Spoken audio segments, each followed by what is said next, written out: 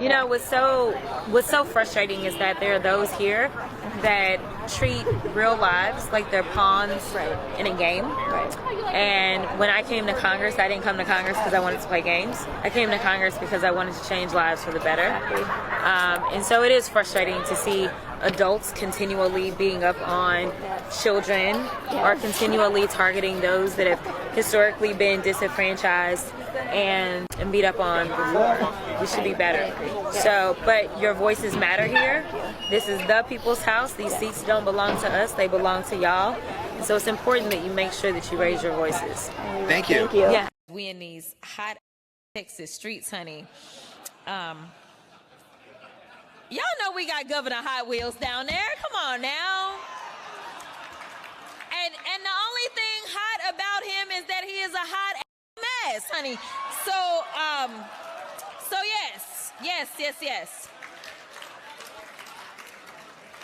Y'all know we got Governor Hot Wheels down there. Come on. As someone with a physical disability, I think Jasmine Crockett is completely within her rights to say that Greg Abbott is Hot Wheels, and one better, I think someone should push him off a fucking cliff. Just in case the slow people listening decide to clip this up later, I just want to say that I have never promoted violence whatsoever, yet I've also never made excuse for those violent actors such as the ones on January 6th. So Pam Bondi, if you have an issue with terrorism, maybe you should talk to your boss about locking back up those guys that he let out that participated in January 6th. And what she did was disgusting. And I am not going to accept her spin of this. It's disgusting and gross to mock someone who is disabled just because you don't like them. And if Democrats, this is your idea, this is what your party's going to do now. Pearl Clutch. Jasmine Crockett called Greg Abbott Governor Hot Wheels. My. We've all had nicknames. Some of them are nice and some of them aren't. Get over it. I've thought about this. If it's okay to call someone in a wheelchair Governor Hot Wheels, then it has to be okay to tell somebody their weave looks like hammered shit. I've thought about it, and I think I'm going to stay out of it. I'm going to let Greg Abbott stand up for himself. He shouldn't take this sitting down. I am absolutely horrified. Jasmine Crockett called Governor Greg Abbott of Texas Governor Hot Wheels. Let me guess, you're going to be outraged over someone who you think is making fun of disabled people. I literally don't understand how a hateful, bigoted, obnoxious oink oink. Earl, are you for real? Are you describing Jasmine Crockett or our current sitting president? Because that description was accurate. All you people always want to be outraged over something. But let me ask you, did you bring the same energy when your president did this? Yeah, you got to see this guy. Oh, I don't know what I said. I don't remember. He's going. You know, like really making fun of a disabled person? Are you going to make a video about that? It's always the fake outrage. Jasmine Crockett wasn't making fun of disabled people, and apparently Greg Abbott's nickname has been Hot Wheels all along, like they have been calling him that for years. She didn't make that up. Take your fake outrage somewhere else and use your energy for something that's actually productive. Republicans actually just introduced a censure resolution against Representative Jasmine Crockett for making fun of the appearance of Greg Abbott, the governor of Texas. Take a look at what this censure resolution had to say. This was announced by Texas Republican Randy Weber, and it reads, whereas on March 22, 2025, the representative from Texas, Miss Jasmine Crockett, spoke at a human rights campaign event in a manner unbecoming of a member of Congress, calling the governor of Texas, Greg Abbott, Governor Hot Wheels and a hot mess. Whereas the remarks from the representative from Texas are discriminatory in nature and are the latest in a continued series of inappropriate comments expressed by the representative from Texas, such as on May 16, 2024, during a House Committee on Oversight and Investigations hearing, Representative Crockett espoused inflammatory comments about the appearance of a member of Congress. Now, therefore, be it resolved that Representative Jasmine Crockett be censured. Representative Jasmine Crockett forthwith present herself in the well of the House of Representatives for the pronouncement of censure and Representative Jasmine Crockett be censured with the public reading of this resolution by the Speaker, a test clerk. Wow, the soy right is so triggered. They want to legalize comedy, which is what Elon Musk always says. But once they get their feelings hurt, they want to censor, and silence every Democrat who is critical of them. Jamila Bell's take on Jasmine Crockett's Hot Wheels joke is just a dookie-ass take. And there's no other way for me to slice that. She got on here talking about how Jasmine Crockett, ever since she said the bleach blonde butch body to MGT, has been trying to have soundbite moments. Every time she get a mic, she up there cracking jokes, acting like a reality star, when she should be up there talking about something real and putting her ass to work. That's what Jamila said, not me. I don't feel like that. But guess what? You could do both. You can do both. It's called duality. I do it all the time. I text while I walk. I chew while I stand. I do it all the time. It's not that hard. On top of that, thoughts and takes like that is why we as progressive never can progress for a long period of time. It's always a back and forth motion. The pendulum always swings. Why? Because we can never follow suit and get on the wagon like the Republicans can. You ever wonder why they get so much done so fast? Because they have a cult following. They're just as bad as the fucking Barbs over there. Their leader can do no wrong, and they're gonna follow suit, get in line, and get the job done. And sometimes you need that. But as Democrats, we're so educated per capita that we be up in this bitch free thinking and can never get in one line.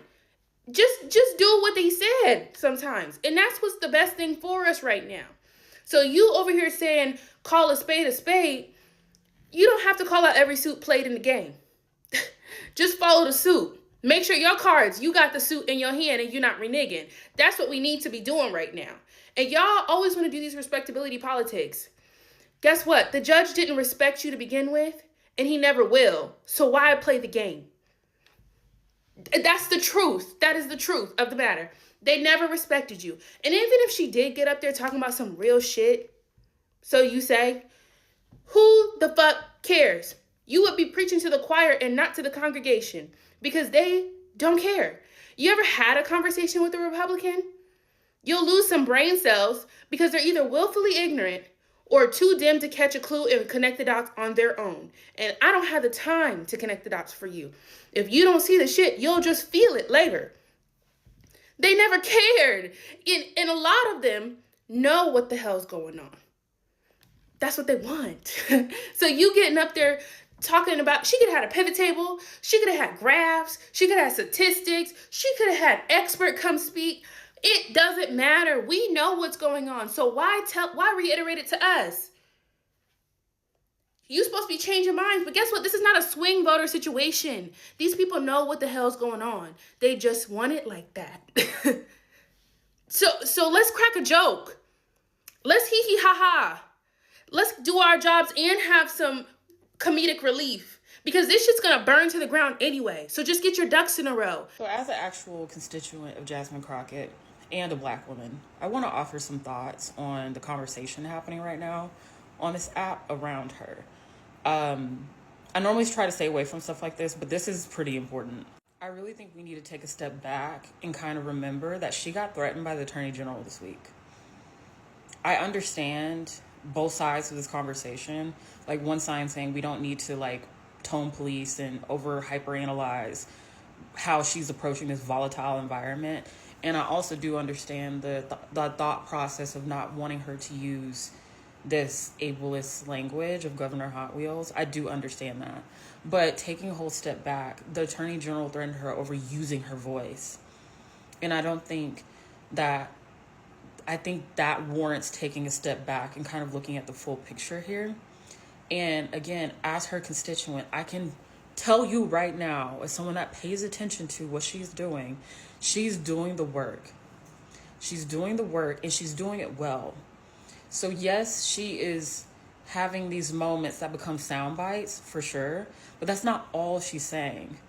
And to some degree, we can have a conversation about performativeness, but that's the rooted nature of politics. There's a certain theater to it. And also there's a certain theater to being a lawyer as well, which she is. So my thing is like, I don't personally feel like that is something that is quite frankly important right now because I'm worried about her safety. I'm worried about the fact that, like, I even made a video being like, hey, Jasmine Crockett just got threatened. I'm not okay with that. I don't need her to be doing that, the Attorney General doing that. And I, along with her, got a ton of threats because of that. So I do understand the conversation about this. I personally am not someone that's going to be like super with using ableist language and stuff like that. I've not heard anyone with different abilities giving a point of view on this, so I'm not going to like give too much thought on that. But I will say she, in her approach to what is happening and using her voice the way she has, is something I am okay with, because that's not all she's doing. I, though, would say that this one particular instance of her using that language about Abbott was not helpful. I don't think it is a critique of the overall approach. I don't think it should be, in my personal opinion, a critique of the overall approach she has. But in that particular instance, yes, I do think that it would have been better to refrain from using that. Even though, yes, it is something that people in Texas use all the time. But I just want to, like, throw it out there that, like, there are, in my opinion, bigger fish to fry right now. I get it. We all have thoughts and opinions about this. But she has done her best to advocate for us. And she is not perfect. She's not going to always hit the mark, but she's doing the work, and she's actively being targeted because of it. This Black woman is actively being targeted because of using her voice. I think that's where the focal point should be. So yes, I do think it's important to be able to critique or offer constructive criticism to our representatives. I think it is important to be vocal. And I also do not necessarily think that you have to be a constituent of that person in order to do so. But one thing I do want to also offer as a reminder is that she is acting as a voice for people here in Dallas. And she is doing the work. And it's important to me that we don't lose that and her safety is maintained. And I'm not saying that this discourse is threatening that per se, but I will say that, like, as someone that is navigating so many different pieces right now, like she's navigating so many pieces right now, I personally would like it to be more constructive, the conversation more focused on supporting one of the few people that is actually being vocal right now, like wholeheartedly, and voicing how we feel and think and advocating for us in a very real way. I really want to focus on that and support her in that versus like going too deep on this conversation around this language. I do think that is worth talking about, but I just don't. There's very real implications to what is happening right now. And like I said, I've been getting death threats because of just talking about her.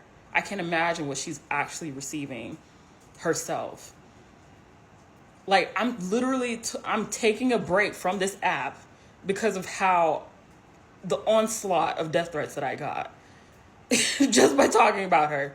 And I'm only taking a break from that break because of how important this is to me. Because I do not want the safety of this Black woman to be forgotten because of how she uses her voice, when her using it is what's being attacked at a broader scale right now to begin with. So I understand and I can appreciate the conversation. I get both sides of it. I'm not trying to start nothing by making this video, but y'all, shit's real out here, okay? So it's all peace and love over here, okay? I want us to be okay. I want her to be okay. I'm about to go back to low power mode for a second, but most importantly, happy birthday, Jasmine Crockett. Today's her birthday. So I'm sure this was probably a weird one.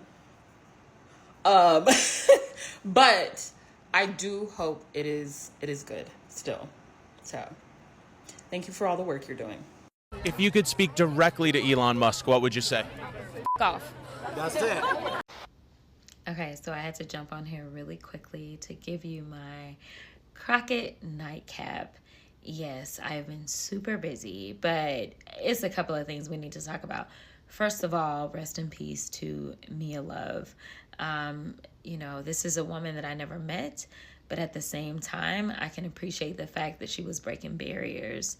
And so this was the first Black woman Republican that was elected to the United States House of Representatives, and she wasn't even 50 years old. So rest in peace to this amazing soul that while I can't imagine that we probably would have agreed on a lot, it still matters that Black women are doing amazing and great things. And so I am wishing the best to her family.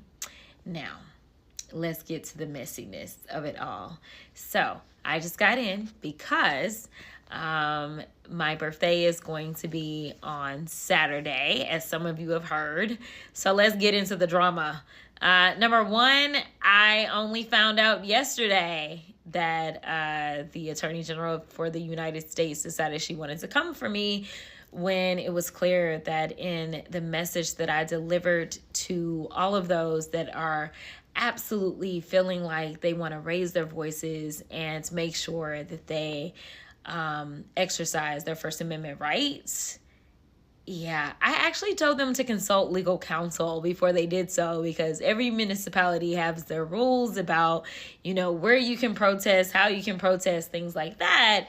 And it's perfectly allowable to do. But this is something that I've done for a very long time, is advise people on how to protest, how to engage in exercising their constitutional rights and evade any type of issues. So the idea that someone would try to threaten me with criminal prosecution is really telling us a lot about where this country has decided it wants to go. So that's that part. Okay. Now, let me move on to this other drama and this other tea. Y'all, I am definitely of the opinion, that we should have some DEI hires in this administration, the ones that definitely earned it, because clearly we've got a bunch of incompetent fools that are trying to run our country, and actually they are running our country. They're running it straight into the ground, because the idea that you would have a Signal chat, and yes, if you don't have Signal, you all should get Signal. So I'm not gonna hate on Signal. This is not a Signal hating message. But the fact that you literally are going to plan enemy attacks on a Signal chat, and then you don't even know who's in the Signal chat, and then y'all want to come at us and act like people of color are the problem or that women are the problem? Baby, you probably need a good Black woman in the room who can check you and tell you that, first of all, you shouldn't be doing this shit on Signal or anything else. But y'all still mad about Hillary's servers. Is that what I hear? Yeah. So anyway, literally, I don't know if your homeboy was drunk at the time that he was sending these messages or what, but clearly this administration is not ready for prime time. And this is not a matter of being a Democrat or a Republican. This is literally about competence versus incompetence. And right now, these people are about to really, really, really, really have us in some shit if they don't get their shit together, or if we don't just boot them first. Honestly, we should be in a very bipartisan way saying, you know what? Sorry, boo, but this is just above your pay grade, and we need to get some people that are actually qualified. So maybe we need to go ahead and open this pool to say Black folk, brown folk, women, members of the LGBTQIA community, because the only way that you can know that you have the most qualified is when you actually open the pool to everyone, instead of allowing it to only be open to a select few. And right now, beyond the planes that are falling out the sky, and beyond the fact that y'all don't know who does what job, such as make sure that our nuclear supply stock is kept safe, y'all decided that y'all were gonna sit out here and plan a whole attack on Signal, and then you don't even know who's in the chat, and then you want to sit up here and waste your time talking and waging threats against me because you feeling a way about my education, or you feeling a way about the fact that I am talking about how incompetent y'all are. Okay. This message is for Democrats, Republicans, and Independents. let me tell you, it is time for us to unite and just say, you know what? We all want to be safe. And the only way we can be safe is if we decide that we are actually going to impeach people that clearly don't know how to do their jobs. People are supposed to be worried about. You can't make this up. It's as stupid as it sounds. The American people should be worried about the president threatening to investigate NBC for treason for reporting on his felony convictions, or arresting reporters and stripping networks of their licenses for not saying nice things about him or not using Gulf of America.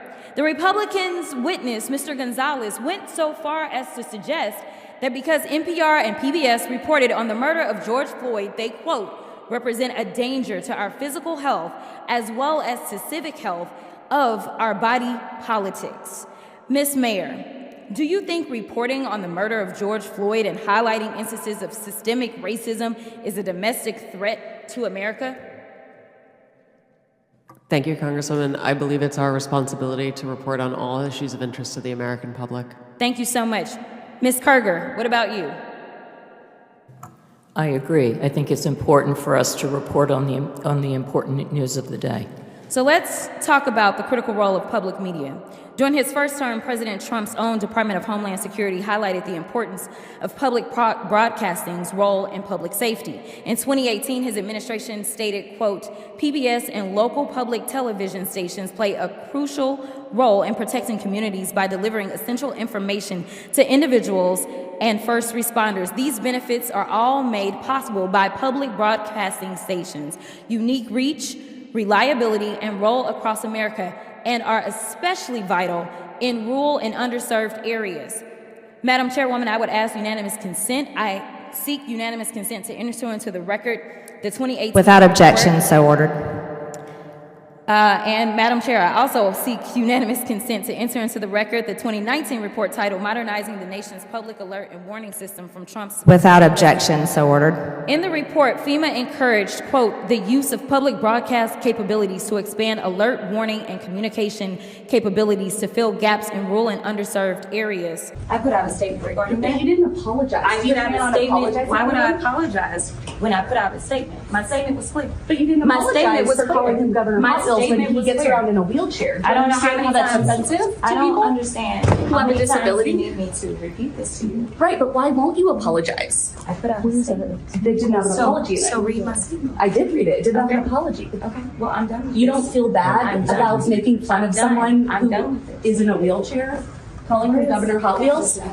Elon Musk boosted false USAID conspiracy theories to shut down global aid. Now, while he was boosting those lies about USAID and he was stopping money going for, say, things such as Head Start, somehow the only money that didn't stop was the money to him and his organization. Now, I don't know how you can have him be the watchdog as well as the guy that is literally living off of the government. If we want to talk about government welfare, it looks like Elon Musk, because it's my understanding that just on yesterday, a new contract was approved for approximately $300 million for Elon Musk. So listen, I just want y'all to be honest. You want to sit here, you want to lie, because so often we hear, well, you know, yeah, we did lie. In fact, he admitted that he lied when he was in the Oval Office yesterday. But if it's a lie that will get you into office, such as saying, I know nothing about Project 2025, yet on day one, you literally do everything that you can to implement it, including making sure that you put, say, one of the main architects of Project 2025 over the OMB, it's okay, so long as you get the power that you seek. The problem is that the game is going to be on the American people. And when I say the American people, I mean all of us. Unfortunately, I am also stuck in the twilight zone because of the lies that were allowed to be propagated. Just like when you're talking about vaccines and all this nonsense. Right now in my state of Texas, there is an outbreak of measles. And what they are finding is that because there's been so much disinformation about vaccines, that kids are sick right now with measles that they did not have to have if they just trusted doctors and experts instead of randoms online. So I will end by saying this, Mr. Chairman, because I know we believe in Jesus in this chamber. In John 8:32, it says, the truth shall set you free. So maybe we should focus on a little bit of truth.